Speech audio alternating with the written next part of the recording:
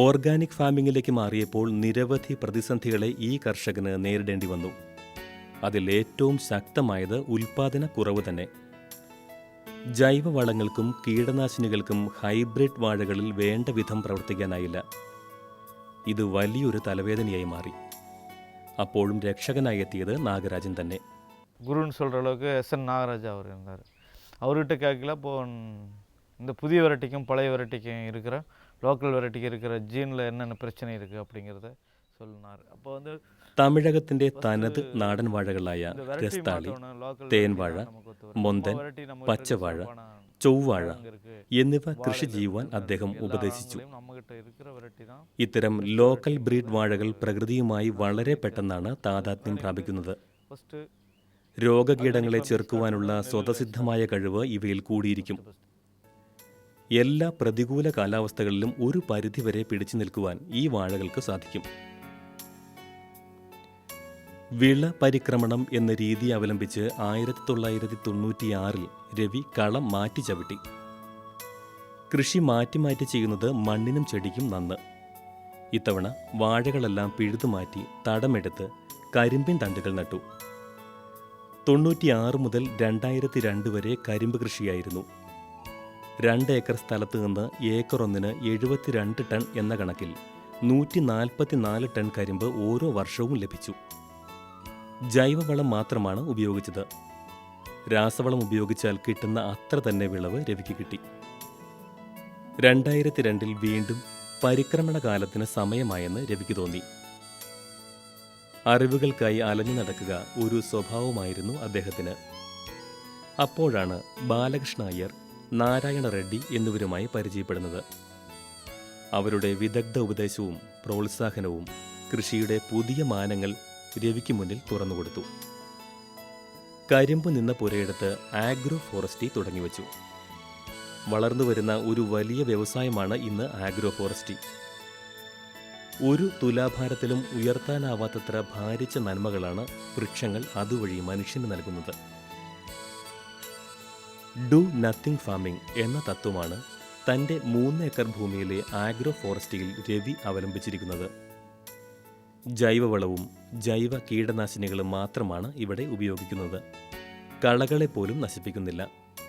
അനാവശ്യമായ മനുഷ്യൻ്റെ ഇടപെടലുകളിൽ നിന്ന് കൃഷിയിടങ്ങളെ മാറ്റി നിർത്തുകയാണിവിടെ.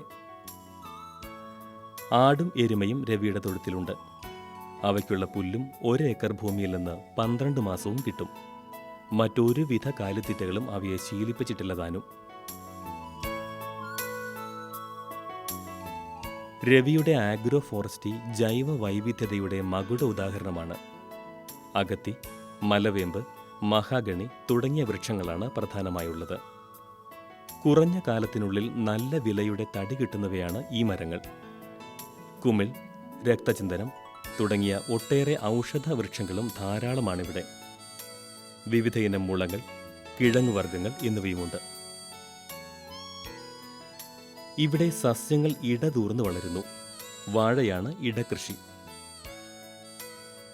രവിയുടെ 4 ഏക്കർ കരിമ്പിൻ തോട്ടത്തിൽ നിന്ന് സർവ്വ ചെലവും കഴിഞ്ഞ് ഒരു വർഷത്തിൽ 28,000 രൂപയായിരുന്നു വരുമാനം കിട്ടിയിരുന്നത്. കരിമ്പിൽ നിന്ന് ആഗ്രോ ഫോറസ്ട്രിയിലേക്ക് പലായനം നടത്തിയപ്പോൾ വരുമാനം 10 മടങ്ങ് വർദ്ധിച്ചു. കുഞ്ഞു കിടാക്കളെ വാങ്ങി ചെന പിടിപ്പിച്ച് വിറ്റ് ഒരു വർഷം ഏറ്റവും കുറഞ്ഞത് 24,000 രൂപയാണ് രവി സമ്പാദിക്കുന്നത്. ആട് കൃഷിയിൽ നിന്ന് ലഭിക്കുന്നത് 15,000 രൂപയാണ്. തേങ്ങ മാത്രം വിറ്റാൽ കിട്ടും 24,000 രൂപ. 60 തെങ്ങിൽ നിന്നാണ് ഈ വരുമാനം എന്നോർക്കണം. 200 മുതൽ 250 വരെ തേങ്ങ കിട്ടുന്ന തെങ്ങുകളാണ് ഈ കാർഷിക വനത്തിലുള്ളത്. എന്നാൽ ഇങ്ങനെയൊരു ആഗ്രോ ഫോറസ്റ്റ് സ്വന്തമായി ഉള്ളതിനാലോ ജൈവ വളകൃഷി ചെയ്യുന്നതിലോ അല്ല രവി അറിയപ്പെടുന്നത്. രവിക്ക് തമിഴ്നാട്ടിലെ ചെല്ലപ്പേര് മൺപുഴു രവി എന്നാണ്. മൺപുഴുവെന്നാൽ നമ്മുടെ സാക്ഷാൽ മണ്ണിര തന്നെ.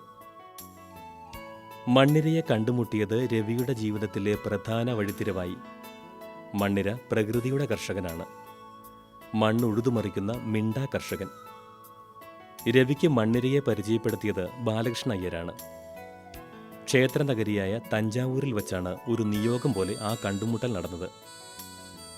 യൂഡ്രൂലസ് യൂജിനോ, എന്ന ആഫ്രിക്കൻ വംശജനായ ഒരു തരം മണ്ണിരകളെക്കുറിച്ച് അയ്യർ വിശദീകരിച്ചു. ക്ലാസ് എടുത്തു. സാമ്പിളായിട്ട് 30 എണ്ണം കൊടുത്തുവിടുകയും ചെയ്തു. 97 பார்த்தேன் அவர் பாலகிருஷ்ணய்யாவை. 97 பார்த்து அங்கேருந்து ஒரு குறைஞ்சபட்சம் பீஸ் தான் எடுத்துகிட்டு வந்தோம். குறைஞ்சபட்ச பீஸ்னால் ஒரு 30-40 பீஸ் கொண்டு வந்தாங்க. அதில் எல்லாமே இறந்துருச்சு. ஒரு 5 പീസ് மட்டுം இருந்துச்சு. അവയെ പ്ലാസ്റ്റിക് കൂട്ടിനകത്തിട്ടായിരുന്നു സത്യമംഗലത്തേക്കുള്ള മടക്കയാത്ര. വീട്ടിൽ വന്ന് തുറന്നു നോക്കിയപ്പോൾ അവയിൽ വലുതെല്ലാം ചത്തുപോയിരുന്നു. ശേഷിച്ചത് 5-6 ചെറിയ മണ്ണിരകൾ മാത്രം. ഇവയെ ഒരു മണ്ണിര ബഡുണ്ടാക്കി അതിൽ നിക്ഷേപിച്ചു. അയ്യർ പറഞ്ഞതുപോലെ വേണ്ട രീതിയിൽ ശ്രദ്ധിച്ച് പരിപാലിച്ചു. കേൾക്കുമ്പോൾ അത്ഭുതപ്പെട്ടു പോകും. ഈ 6 എണ്ണത്തിൽ നിന്നും കൂടുതൽ ഉൽപ്പാദനം നടത്തി കഴിഞ്ഞ 8 വർഷത്തിൽ രവി ഇന്ത്യയുടെ വിവിധ ഭാഗങ്ങളിലേക്ക് കയറ്റി അയച്ചത് 3 കോടി മണ്ണിരകളെയാണ്. ഇന്ത്യയിലെ മൊത്ത മണ്ണിര വിൽപ്പനയുടെ 60% നടത്തുന്നത് ഈ വ്യക്തിയാണ് എന്നതും കൂടി അറിയേണ്ടതുണ്ട്. അത്ഭുതങ്ങൾ തീരുന്നില്ല. രവിയുടെ വീട്ടുമുറ്റത്തെ ഈ വേപ്പ് മരം കാണുക. പടർന്നു പന്തലിച്ച ഈ മരം അക്ഷരാർത്ഥത്തിൽ ഒരു നിധി സൂക്ഷിപ്പുകാരനാണ്. ഈ വടവൃക്ഷത്തിന് താഴെ ചുറ്റിലും ബെഡ് ഒരുക്കി രവി മണ്ണിരയെ വളർത്തുന്നു. യഥാസമയം തീറ്റയും ശുശ്രൂഷയുമുണ്ട്. മിസ്റ്റ് ഇറിഗേഷൻ കൊടുത്ത് വേണ്ട വിധം നനച്ച് സൂക്ഷിക്കുന്നു.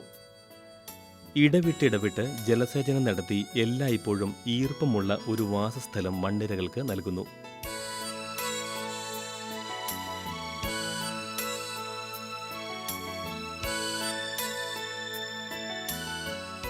തഞ്ചാവൂരിൽ നിന്ന് കൊണ്ടുവന്ന മണ്ണിരയെ ആദ്യമായി നിക്ഷേപിച്ചത് ഇവിടെയായിരുന്നു. 8 വർഷത്തിനുള്ളിൽ ഏതാണ്ട് 10 ലക്ഷം രൂപയുടെ മണ്ണിരയാണ് ഇവിടെ നിന്നും വിറ്റത്. അതിനോടൊപ്പം വിറ്റ വെർമി കമ്പോസ്റ്റിന്റെ ലാഭം വേറെയും.